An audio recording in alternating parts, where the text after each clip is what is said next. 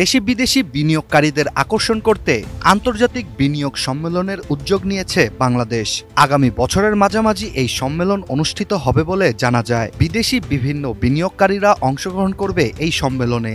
আর এতে অংশগ্রহণ নিতেই ঢাকায় আসবেন ইলন মাস্ক। এমনই খবর এসছে বাংলাদেশের স্থানীয় গণমাধ্যমে।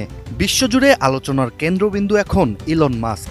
শুরুর দিকে বৈদ্যুতিক গাড়ি বানিয়ে এবং সর্বশেষ মহাকাশ যাত্রার জন্য পুনরায় ব্যবহারযোগ্য রকেট বানিয়ে পুরো পৃথিবীকে তাক লাগিয়ে দেন ইলন মাস্ক। তার সুদূরপ্রসারী চিন্তা ও উদ্ভাবনের ক্ষমতার জন্য তাকে নিয়ে পুরো বিশ্বেই টানাটানি লেগে থাকে। তবে এমন অবস্থায় তিনি ঢাকায় আসলে বাংলাদেশের উন্নয়নে নতুন কোন দুয়ার খুলে যেতে পারে তা নিয়েই চলছে জল্পনা কল্পনা। এদিকে সম্প্রতি ইলন মাস্ক বিশ্ব অর্থনীতির ইতিহাসে এক নতুন নজির স্থাপন করেছেন। ব্লুমবার্গের